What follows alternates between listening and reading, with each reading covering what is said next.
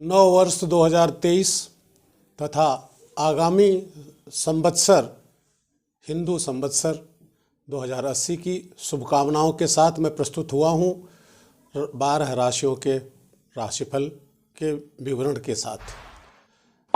आपकी सुविधा के साथ साथ मैं बता दूं, यह राशिफल आपके लिए केवल एक संकेत होता है और इस पर पूरी तरह विश्वास नहीं किया जा सकता, क्योंकि राशिफल किस आधार पर बनता है वह मैं अभी थोड़ा सा बताने के बाद प्रत्येक राशि के विषय में मैं विवरण दूंगा।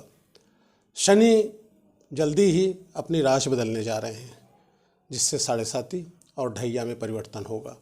साढ़े साती में 3 राशियां सीधे प्रभावित होती हैं और ढैया में 2 राशियां, यानी 12 में से 5 राशि सीधी तरह से शनि के प्रभाव में आ जाते हैं तथा शनि की दृष्टि भी अन्य राशियों पर पड़ता है।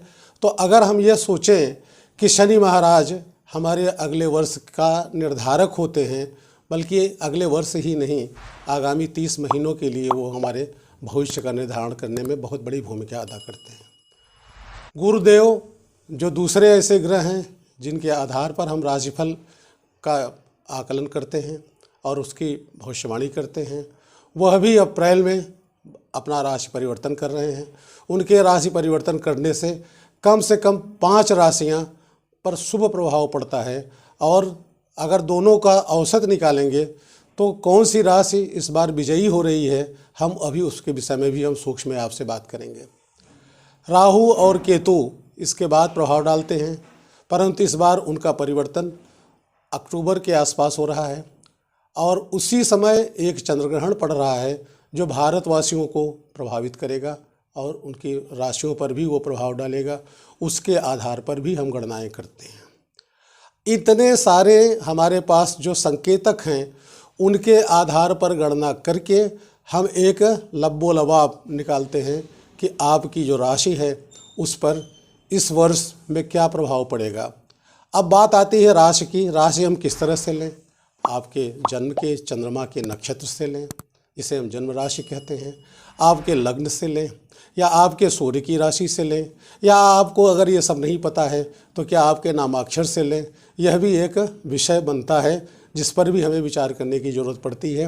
अतः मैं पुनः कहूँगा कि इस राशिफल को केवल एक मात्र संकेत मान लें, परंतु अपनी कुंडली को एक जानकार ज्योतिर्विद को दिखाने के पश्चात ही राशिफल पर आप आगे विचार करें और उस पर अमल करें।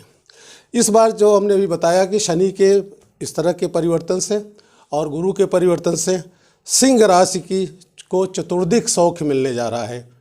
पुनः आपके लिए एक सावधानी की बात है कि सारे सिंह राशि वालों को पूरा लाभ नहीं मिलेगा, उनको भी उनकी दशा, महादशा, अंतर्दशा के आधार पर कम ज़्यादा लाभ मिल सकता है। मिथुन को व्यावसायिक लाभ मिलेगा। वृष के लिए यह वर्ष शुभ रहेगा।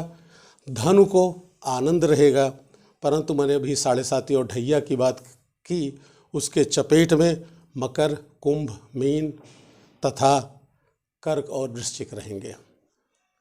मेष राशि के लिए इस वर्ष पदोन्नति के तो अवसर हैं, परंतु उनके सारे कार्यों के लिए बहुत ज़्यादा संघर्ष करना पड़ेगा।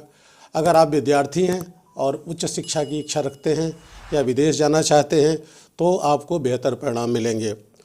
और कार्य क्षेत्र में धोखाधड़ी भी हो सकती है। घर में यद्यपि मांगलिक कार्य होंगे, परंतु ग्रहण के पश्चात यानी अक्टूबर के बाद कुछ दिक्कतें बढ़ सकती हैं। वृष राशि वालों के लिए यह वर्ष शुभ है, आप लोगों को बधाई। परिवार में मांगलिक और शुभ कार्य होंगे। शिक्षा में आपको सफलता मिलेगी।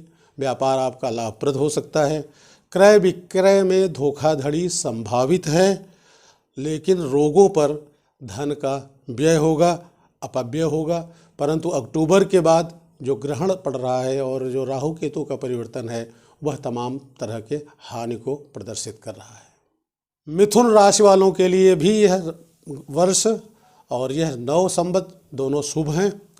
व्यावसायिकों के लिए यह विशेषकर शुभ है।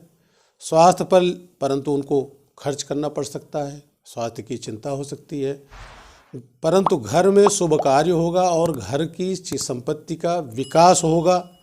व्यापार मैंने पहले ही बताया कि लाभप्रद होगा।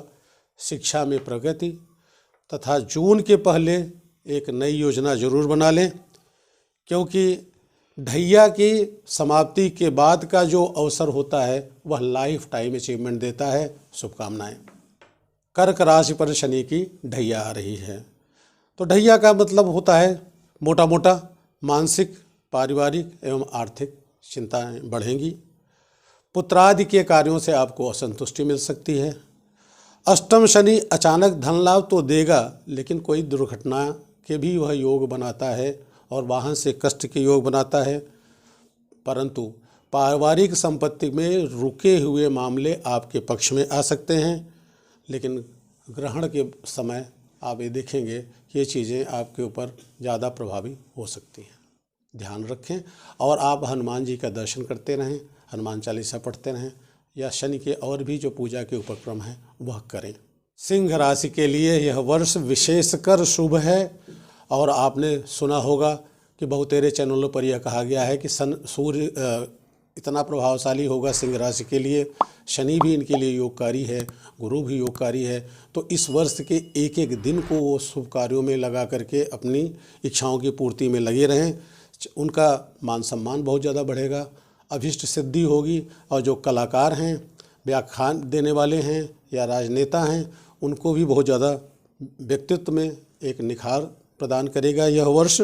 सार्वजनिक छवि अच्छी होगी, परंतु ग्रहण के बाद भी इनके मान सम्मान में वृद्धि की संभावना है। अतः सिंह राशि वालों को विशेष रूप से मैं आगाह करूंगा कि वो अपना एक एक दिन अपने जो गंतव्य है, अपना जो लक्ष्य है, उसकी प्राप्ति में लगा दें। कन्या के लिए थोड़ा सा सावधानी की जरूरत पड़ेगी। यह वर्ष कष्टप्रद है, समस्याओं को लेकर के आएगा, विशेषकर पारिवारिक मतांतर की ज़्यादा संभावनाएं है, स्वास्थ्य की चिंता है, या अनावश्यक रोग हो सकते हैं, धन का अपव्यय हो सकता है। घरेलू आर्थिक समस्याओं को निपटने में सावधानी बरतें, लेकिन ग्रहण के बाद भी कष्ट थोड़ा बढ़ सकता है, यानी अक्टूबर, नवंबर, दिसंबर में ज़्यादा सतर्क रहने की ज़रूरत है। राहु के मंत्रों का जप करें और हनुमान जी के दर्शन करें या सुंदरकांड का पाठ कराएं तो लाभ मिलेगा। तुला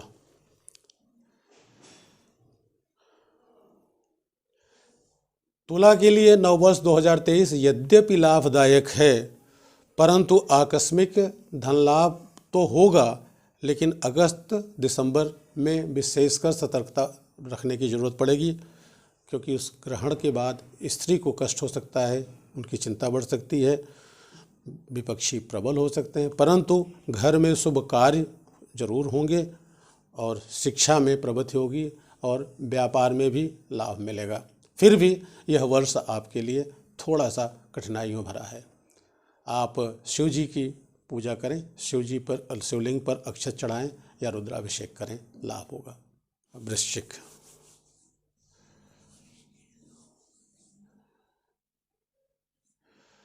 वृश्चिक की भी ढैया चल रही है, और ढैया को आप सभी समझते ही हैं कि शनि का उसमें थोड़ा सा आपको बहुत ज़्यादा श्रम कराता है। यद्यपि आपका पिछला वर्ष बहुत अच्छा था, और ये ढैया अभी शुरू हो रही है, तो इसके लिए अभी से शनि की उपासना, हनुमान जी का दर्शन, सुंदरकांड आदि का पाठ करते रहें। व्यापार मध्यम रहेगा।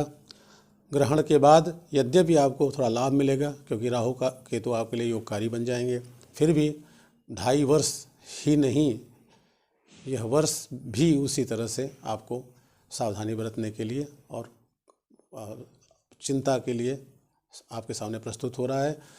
आप पहले से ही समझ लें कि वर्ष बहुत ज़्यादा लाभकारी नहीं है, अतः आप ध्यान से और शांति के साथ इस वर्ष में अपने कार्य करें। धनु राशि वालों के लिए यह वर्ष शुभ है। परिवार में शुभ कार्य होंगे, आनंद आएगा, परिवार में धर्म कर्म में रुचि होगी, परंतु अक्टूबर के बाद पड़ने वाले ग्रहण से थोड़ी सी चिंता बढ़ेगी। परंतु मैं आपको बता दूं कि नौकरी में आपके पदोन्नति के पूरे आसार हैं, अतः आप अपने व्यापार में और सेवा कृत्य में, या आप अध्ययन कर रहे हैं, कंपटीशंस वगैरह में लगे हुए हैं, तो मन लगाएं, सफलता मिलेगी। मकर पर 7.5 शुरू हो गई है। शुरू क्या पहले से शुरू हुई थी, जब शनि जी धनु पर थे। इस समय मकर पे शनिदेव और कुंभ में शनिदेव तीनों राशियों को प्रभावित कर रहे हैं, तो 7.5 के आप प्रभाव में हैं, ग्रिप में हैं, और परिजनों से विशेषकर मतभेद होता है, विपक्षी प्रबल हो जाते हैं। वर्ष यद्यपि हमें मिला जुला नज़र आ रहा है, क्योंकि 7.5 तो आपके ऊपर पहले से ही चल रही है, आप 7.5 की निवृत्ति पहले से ही करते आए हैं। अक्टूबर में जो पड़ने वाला ग्रहण है, चंद्र ग्रहण है, इस वर्ष का इकलौता ग्रहण है जो भारत में दृश्य होगा। आपकी व्यथा बढ़ सकती है। अतः आप राहु, केतु, मंगल तथा शनि ग्रहों की शांति के उपाय, जो कि आपकी दशा अंतर्दशा में भी वो प्रभाव डाल रहा हो, विशेषकर उसका अवश्य करें। कुंभ,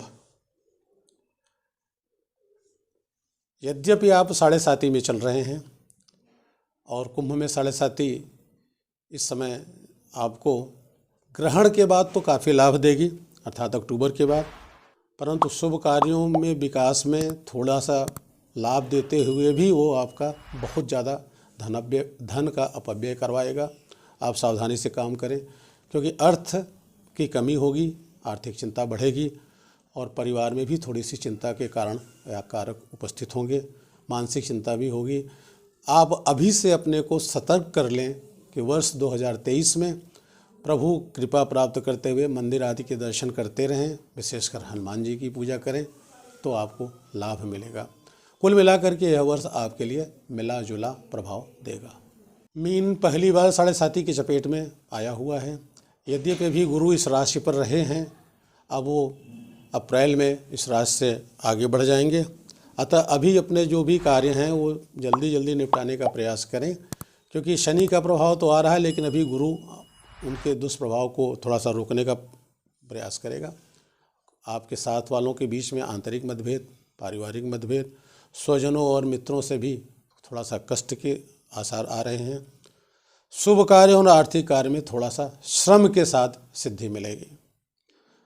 आप सभी को नववर्ष शुभ हो। हम अभी और वीडियोज़ लेकर के आपके बीच में प्रस्तुत होंगे। उम्मीद है कि आप अपनी राशिफल के लिए और जो हमारे कारक हैं उसको जानने के लिए हमारे इस चैनल को सब्सक्राइब कर चुके होंगे।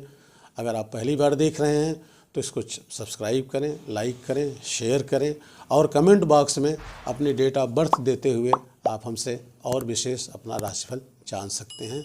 मैं पंडित ब्रजेंद्र मिश्र, प्रयागराज। नमस्कार।